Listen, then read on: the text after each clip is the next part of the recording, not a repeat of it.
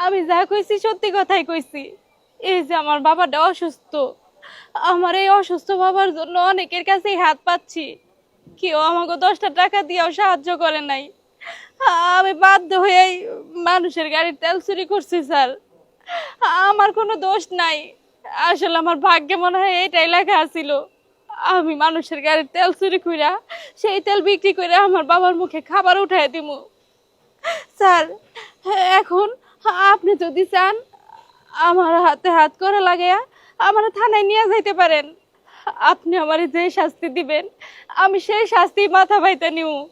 শাস্তি তো আপনি অবশ্যই পাবেন, কিন্তু আপনি যে কাজটা করেছেন সেটা খুবই অন্যায় কাজ। কিন্তু আপনি যে কাজটা করেছেন সেটা অবশ্য পরিস্থিতির শিকার হয়ে করেছেন, এটা আমি বুঝতে পারছি। আপনাদের অভাবের সংসার, আপনার বাবা অসুস্থ, আপনার বাবার মুখে দুবেলা দুমুঠো ভাত এবং তার ওষুধ কিনতে কিনতেই আপনারা হিমশিম খেয়ে যাচ্ছেন।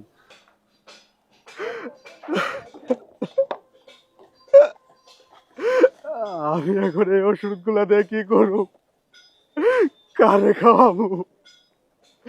আল্লাহ, তুমি আমারে কোন পরীক্ষার মধ্যে ফালাইলা? কেন তুমি পুলিশের জীবনটা এরকম দিলা? সব সময় জনগণের কথা চিন্তা করতে হয়। একটা অসহায় পরিবারে বাঁচাইতে পারলাম ঠিকই, কিন্তু আমার নিজের বাবার এই বাঁচাইতে পারলাম না।